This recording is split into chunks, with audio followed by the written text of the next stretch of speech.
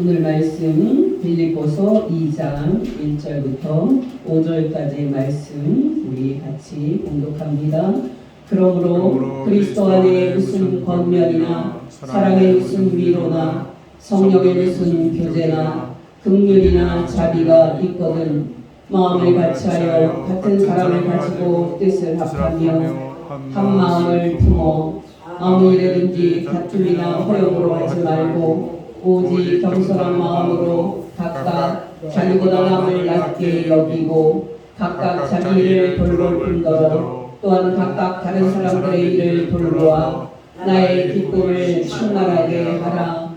너희 안에 이 마음을 품으라. 곧 그리스도 예수의 마음이니. 아멘. 네, 여러분, 사람들이 있는 곳에는 항상 나타나는 것이 하나 있습니다. 그것이 뭡니까? 바로 갈등과 싸움입니다. 바로 대결과 분열입니다. 여러분이 알다시피 이 사실을 확인하는 것은 어렵지 않습니다. 예를 들어서 여러분, 국가 간의 관계에서 가장 자주 일어나는 것은 무엇입니까? 바로 전쟁입니다. 여러분, 유럽 사람들은 19세기 말만 되어도 이제 앞으로는 이 세상에 전쟁이 없을 것이고 국가 간의 싸움도 없을 것이라고 낙관적인 그런 생각을 하고 있었습니다. 그러나 여러분, 20세기 들어서 어떤 일이 일어났습니까? 바로 두 차례의 세계 전쟁이 터졌습니다. 여러분이 알다시피 지금 우크라이나에서는 전쟁이 일어나고 있습니다. 2차 대전 종전에서부터 지금 우크라이나 전쟁까지 그 사이에는 우리 6.25 전쟁을 포함해서 수많은 전쟁이 있었습니다. 여러분, 사람들이 있는 곳에 항상 갈등과 싸움이 있다는 사실은 한 나라 안에서도 확인을 할 수가 있습니다.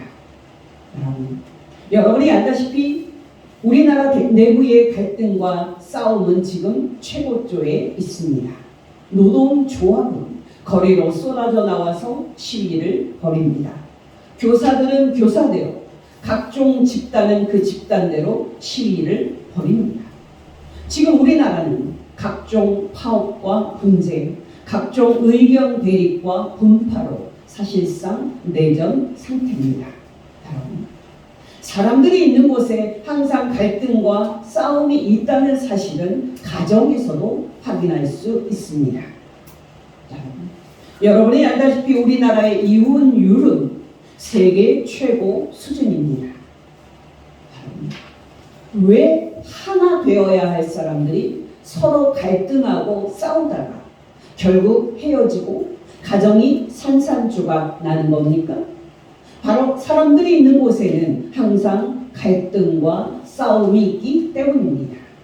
그렇다면 여러분, 하나님의 백성들이 모여있는 교회, 이 교회는 또 어떻습니까? 갈등과 싸움이 없습니까? 천만의 말씀입니다. 하나님을 믿고 예수님을 믿는 성도들이 모인 교회도 이런 면에서는 예외가 아닙니다.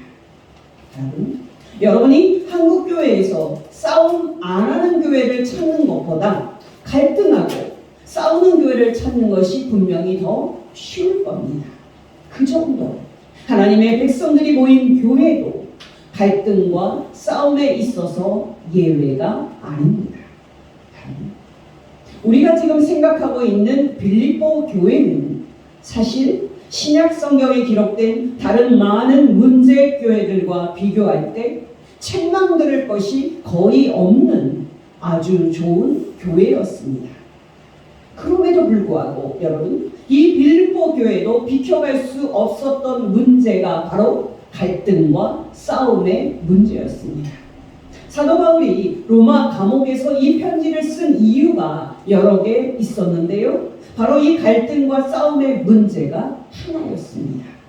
다른 면에서는 책망받을 것이 없었던 빌립보 교회가 그때 서로 파당을 만들어서 싸우고 분열이 되어 있었습니다. 여러분, 본론으로 바로 들어가서 왜 사람들이 있는 곳에는 항상 갈등과 싸움이 있습니까? 왜 사람들이 있는 곳에는 항상 대결과 분열이 일어납니까? 그 이유는 두 가지입니다. 첫째로 사람들 안에 다투는 마음이 있기 때문입니다. 오늘 보면 3절 상반절입니다. 아무 일에든지 다툼이나 허영으로 하지 말고. 여러분 바로 여기 다투는 마음인데요. 정확하게 말하면 분리하는 마음, 분열하는 마음입니다. 국가 간에 왜 전쟁을 합니까? 바로 주권 국가라는 생각 때문입니다. 예를 들어서 여러분, 어떤 일본 사람이 자기 나라를 내 조국이라고 말한다면 그에 대응하여 어떤 한국 사람은 한국을 내 조국이라고 말할 겁니다. 그렇게 서로 내 조국이라고 말하면서 서로 맞서고 분리가 되면은 결국에 전쟁이 터지는 겁니다. 20세기에 일어난 수많은 전쟁은 민족 간의 전쟁이었습니다. 여러분이 알다시피 지금 있는 대부분의 국가는 민족 국가 형태입니다. 물론 그 형성 과정에서 민족 간의 전쟁이 있었습니다. 그러나 여러분, 2차 세계대전 이전에는 상당히 많은 정치 체제가 여러 민족으로 구성된 제국이었습니다. 그러나 2차 대전 후 패배한 제국이 해체가 되는데요. 그 과정에서 민족이 주권을 찾는 운동이 일어났고 그렇게 민족 국가들이 탄생을 했습니다. 우리나라가 일본 제국주의에서 독립된 상황을 생각을 해보시면 쉽게 이해가 될 겁니다. 1980년에 유고 연방 대통령이었던 티토가 장기 집권을 하다가 사망을 합니다. 여러분 그 후에 어떤 일이 일어났습니까? 바로 민족 간에 서로 죽고 죽이는 끔찍한 전쟁이 벌어졌습니다. 우리는 무심코 내 조국, 내 민족 이런 말을 쉽게 내뱉습니다마는 자기 민족주의, 자기 애국주의는 우리 사람 안에 있는 악한 분열하는 정신의 산물입니다. 바로 이런 분리하는 정신 때문에 국가들과 민족들이 전쟁을 하는 겁니다. 이상하게도 사람들은 내 조국, 내 민족 이러면 자기 조국과 자기 민족이 무슨 일을 하든지 자기 나라와 자기 민족을 무조건 옹호합니다. 놀랍게도 사람들은 내 조국이, 내 민족이 옳은지 그른지를 묻지 않습니다. 내 조국과 내 민족이 하는 일이면 무조건 옳다고 믿습니다. 다른 사람들도 똑같이 말한다면 어떤 일이 일어나겠습니까? 바로 전쟁이 일어나는 겁니다. 여러분, 우리는 이 분리하는 정신을 국가와 민족들에게서만 보는 것은 아닙니다. 한 나라 안에서도 동일하게 나타납니다. 앞에서도 말씀드렸다시피 지금 우리나라는 거의 모든 차원에서 분열되어 있습니다.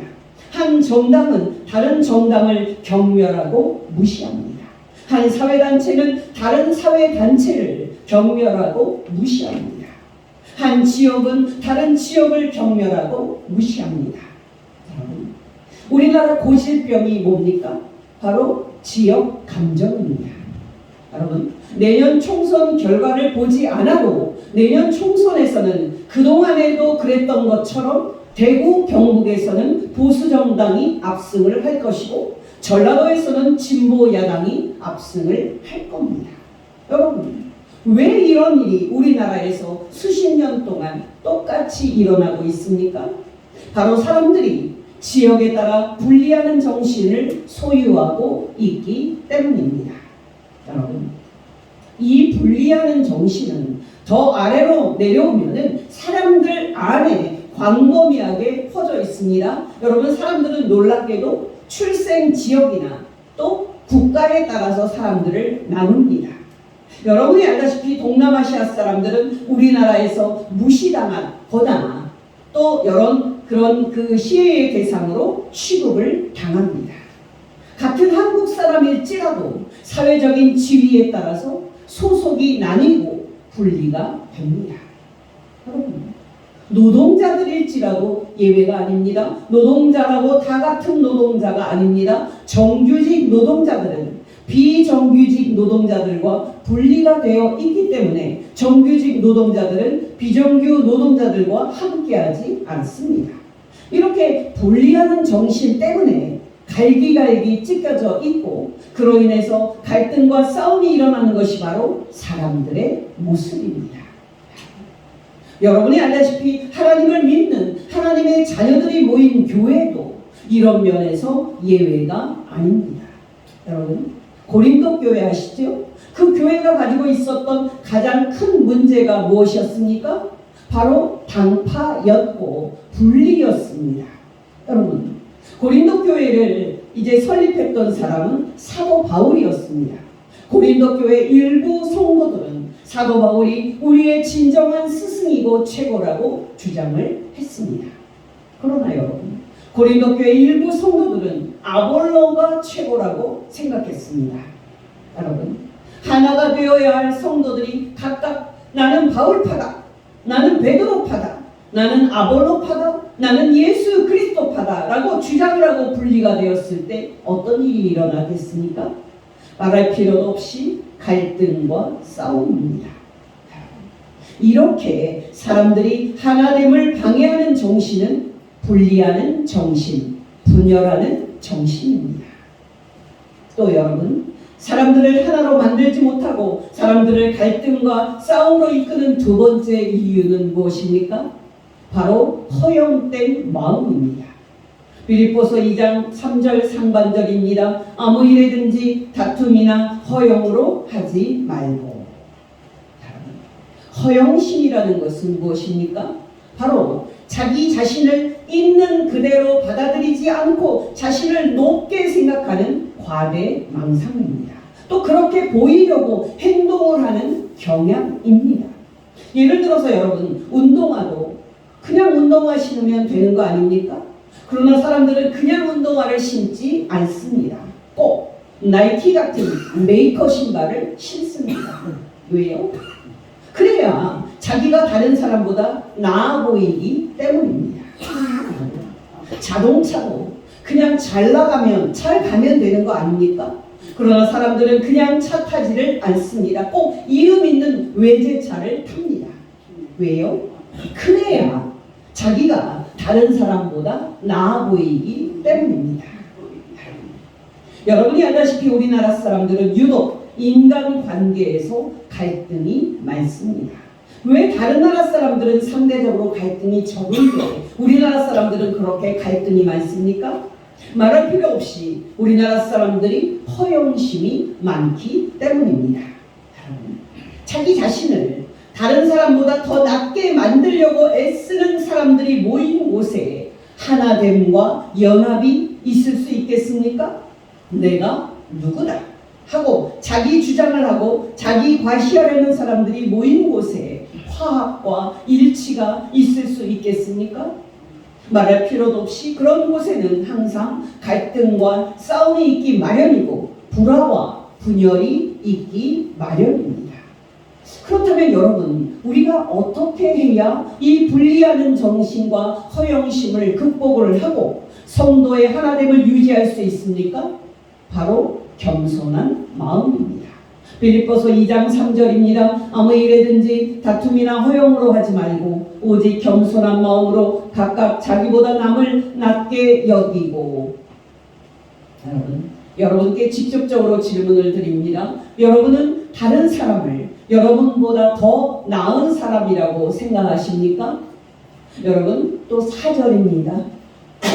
각각 자기 일을 돌아볼 뿐더러 또한 다른 사람들의 일을 돌보아 나의 기쁨을 충만하게 하라. 여러분, 여기 4절을 정확하게 번역을 하면 각자 자신의 것들만 돌아보지 말고 남의 것들도 돌아보라는 뜻입니다. 왜 사람들이 싸웁니까? 바로 자기 자신의 이익만 생각하고 자기 자신의 주장만 옳다고 생각하기 때문이 아닙니까? 바로 그런 것을 중단하라는 겁니다. 여러분, 사람들과 대화를 하다 보면 지 말만 옳다고 우기는 사람들이 얼마나 많은지 모릅니다. 명백히 자기 말이 틀렸는데도 받아들이지를 않고 화를 내면서까지 자기 말만 옳다고 주장하는 사람들이 얼마나 많은지 모릅니다. 근데 여러분, 사람이라는 게 항상 자신만 옳을 수 있습니까? 절대 그럴 수 없습니다. 내 말이 옳을 수도 있지만은 또 틀릴 수도 있는 겁니다. 다른 사람의 말이 틀릴 수도 있지만 맞을 수도 있는 겁니다. 서로 대화를 할 때 들어보니까 장모님 의견이 좋아 보이네요. 그렇게 합시다. 그렇게 하면은 싸움이 생기겠습니까? 여러분, 앞에서도 말씀을 드렸지만 한국 사람들은 자기 주장하는 것은 너무 잘하는데 다른 사람들의 말이나 의견을 존중하고 받아들이는 것은 잘하지 못합니다. 여러분은 어떠십니까? 여러분의 말만 하는 것이 아니라 다른 사람들이 말하는 것도 잘 경청하는 사람입니까? 여러분, 제가 최근에 들은 이야기인데요. 지금 5, 60대, 저도 포함입니다. 지금 5, 60대가 그렇게 고약하다고 합니다. 예를 들어서 여러분, 지금의 5, 60대는 소위 대학물을 먹은 세대인데 반해서 부모님 세대는 다 못 배우신 분들이었습니다. 그래서 지금의 5, 60대들이 청년 때 아버지, 어머니 이렇게 하려고 하는데 아버지, 어머니 의견은 어떠십니까? 하고 물으면은 부모님은 이렇게 대답을 했습니다. 내가 뭘 아나? 많이 배운 너가 더 잘 알겠지. 근데 여러분, 지금의 5, 60대가 어른이 된 지금 그 사람들이 자녀들에게 어떻게 하는지 아십니까? 아버지, 어머니 제가 이렇게 하려고 하는데 아버지, 어머니 의견은 어떠십니까? 하고 물으면 5, 60대 부모는 이렇게 대답합니다. 네가 뭘 안다고 그래? 서로가 서로를 존중하지 않고 서로 자기 주장만 해대는 곳에 화평과 일치가 있을 수 있겠습니까? 여러분, 앞에서도 말씀드렸다시피 한국에는 지 말만 옳다고 하는 사람들이 얼마나 많은지 모릅니다. 그렇게 지 말만 옳다고 생각하고 다른 사람의 의견을 무시하는 곳에 하나됨과 화평이 있을 수 있겠습니까? 여러분께 권면드립니다. 다른 사람들과 대화할 때 여러분의 말만 하지 마시고 다른 사람의 말도 잘 들어보시기 바랍니다. 또 다른 사람들의 그 말과 의견을 들을 때 그 의견 좋네요. 그렇게 해봅시다 하고 말해보시기를 바랍니다. 그러면 그 말을 듣는 사람은 존중받아서 좋고 그 사람도 다음번에는 여러분을 존중해주게 될 것입니다. 문제는 여러분, 우리가 어떻게 해야 다른 사람을 나보다 낮게 여기고 우리 자신의 입장만 생각하지 않고 다른 사람의 입장도 생각할 수 있느냐 하는 겁니다. 그 문제에 대한 답은 겸손한 마음입니다. 어떠십니까, 여러분? 여러분은 겸손한 마음으로 사람들을 대하고 있습니까? 여러분, 이때 오해하시면 안 되는 한 가지 사실이 있습니다. 사람들은 겸손을 자기를 비하하고 자신을 학대하는 것으로 오해하는 경향이 있습니다만 그것은 겸손이 아닌 병입니다. 겸손은 자신을 있는 그대로 좋게 받아들이는 겁니다. 여러분, 기억하시기 바랍니다. 자신의 정신이 건강하게 서 있지 않으면 우리는 겸손할 수 없습니다. 쉽게 말하면 내가 대단한 사람이다 라는 생각을 가지고 있으면 절대로 겸손할 수 없습니다. 여러분, 싸우다 보면 사람들은 내가 누군지 알아? 하고 소리를 칩니다.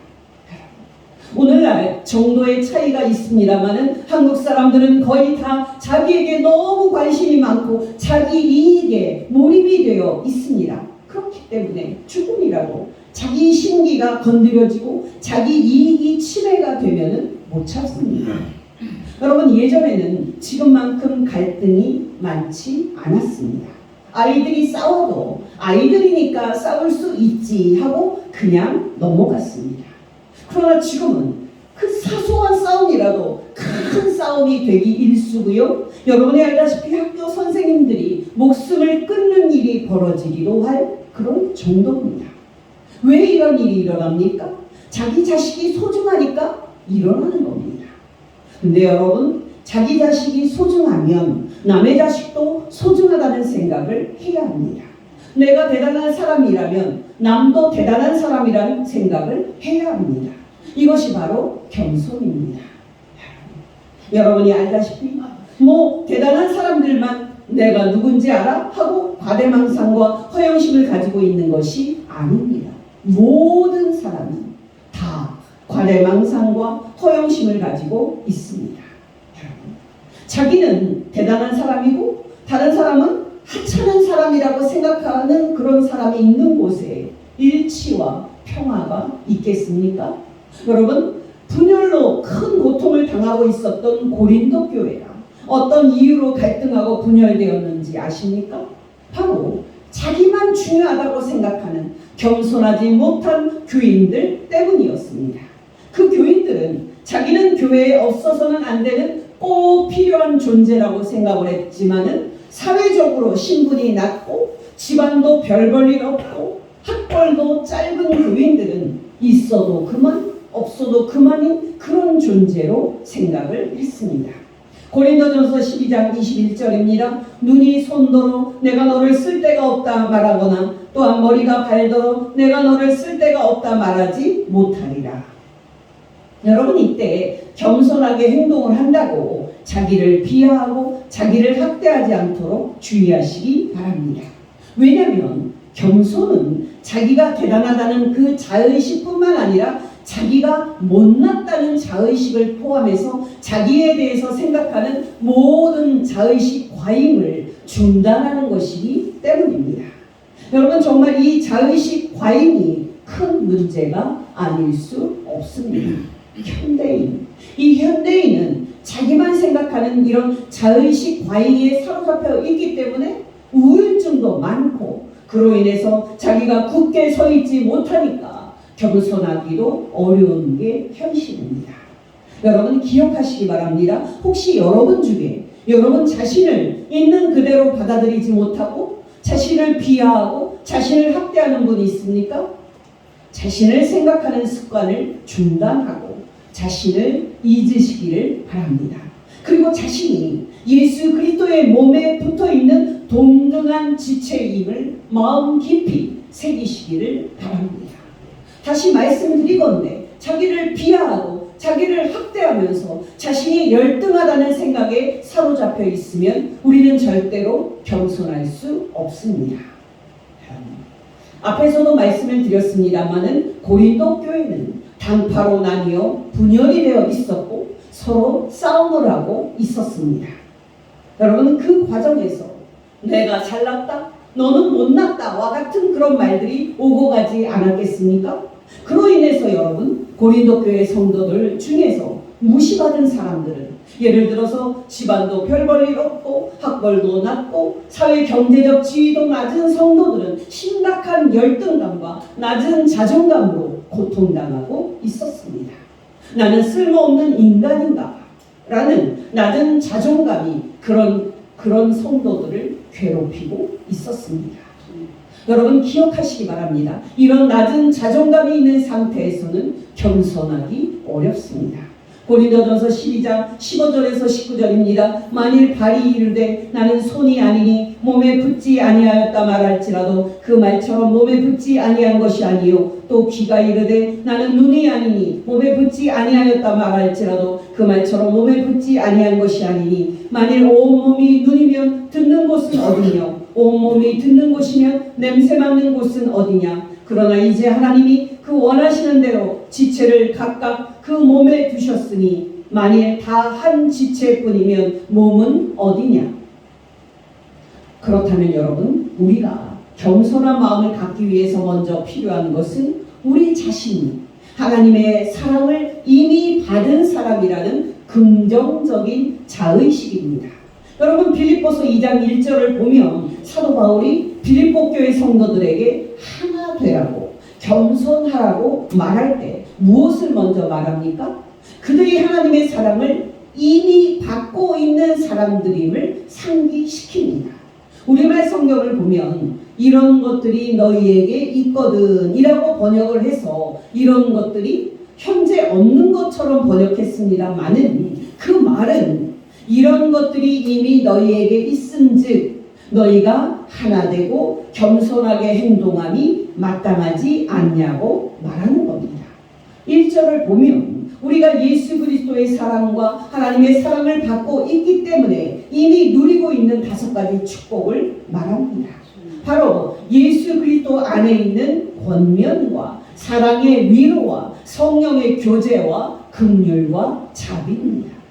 여러분, 이 논리대로 우리가 겸손하고 다른 사람을 우리 자신보다 낮게 여기려면 우리가 하나님의 사랑을 이미 받은 사람이라는 이 사실로 우리 자신이 충만해져야 합니다. 여러분, 지난주에 말씀을 드렸듯이 2023년 우리 교회의 1년 목표 말씀이 에베소서 5장 1절 2절이었습니다. 그러므로 사랑을 받은 자녀같이 너희는 하나님을 본받는 자가 되고 예수 그리스도께서 너희를 사랑하신 것 같이 너희도 사랑 가운데서 행하라. 어떠십니까, 여러분? 여러분은 여러분 자신이 하나님의 사랑을 이미 받은 복된 사람이라는 행복한 의식이 있습니까?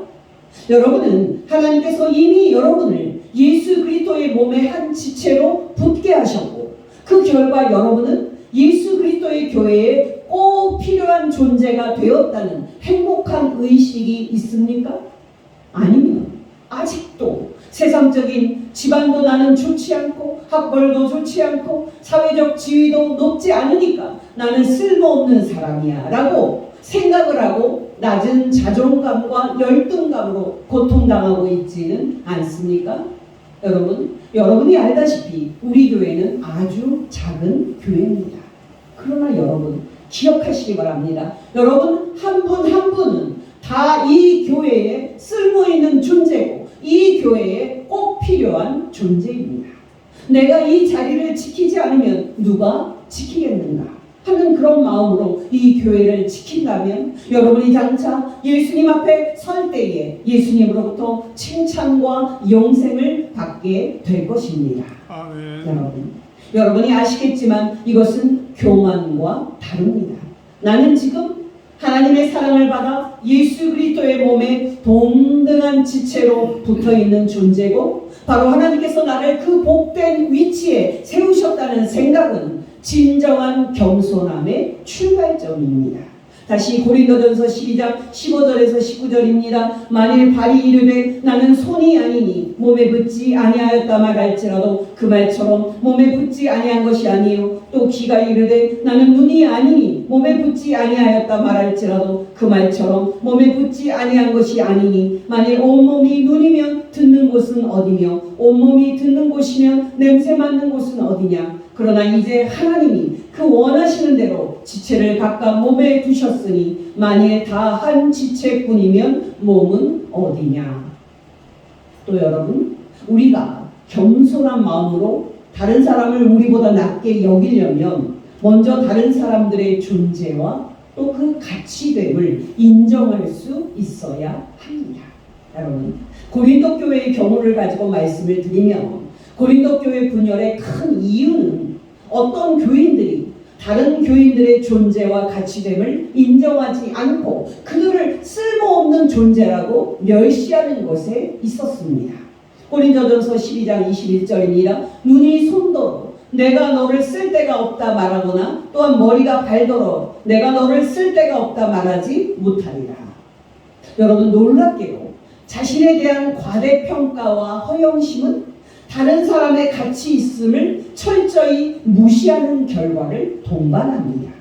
어떠십니까, 여러분? 여러분은 여러분 자신이 특별한 대접을 받아야 하는 대단한 존재가 아닌 예수 그리스도의 몸에 속한 한 지체에 불과하다는 건강한 자의식을 가지고 있습니까? 또 여러분은 다른 사람들을 향해서 당신은 우리 교회에 꼭 필요한 존재입니다. 우리에게는 당신이 필요합니다. 라고 말해줄 수 있는 그런 건강한 의식이 있습니까? 여러분, 이런 의식이 우리에게 있을 때라야 비로소 우리는 겸손할 수 있고 다른 사람을 낮게 여길 수 있습니다. 여러분, 저에게는 사도 바울이 원하는 것처럼 꿈이 있습니다. 바로 성도들끼리 서로 사이좋게 지내고 행복하게 지내는 겁니다. 물론 이렇게 되려면 말할 필요도 없이 필요한 것은 겸손한 마음일 겁니다. 여러분이 알다시피 하나님을 믿는 사람들도 서로 분리가 되고 서로 갈등을 합니다. 왜요? 그들에게는 다 자기 권리와 자기 요구만 중요할 뿐 다른 사람들의 권리와 요구는 하나도 중요하지 않기 때문입니다. 여러분, 모든 사람이 다 자기가 왕이 되고 다 자기가 신이 돼서 자기 말만 맞다고 한다면 그 교회 안에서 연합과 화평이 가능하겠습니까? 그 교회 안에는 갈등과 싸움만이 있을 겁니다. 여러분은 신앙을 뭐라고 생각하십니까? 여러 가지를 말할 수가 있습니다만은 신앙은 한마디로 나를 중심으로 사는 교만한 마음을 버리고 내가 왕노릇하던 그 자리에 예수 그리스도께서 앉아 나를 다스리게 하시고 예수 그리스도를 중심으로 사는 마음을 먹는 겁니다.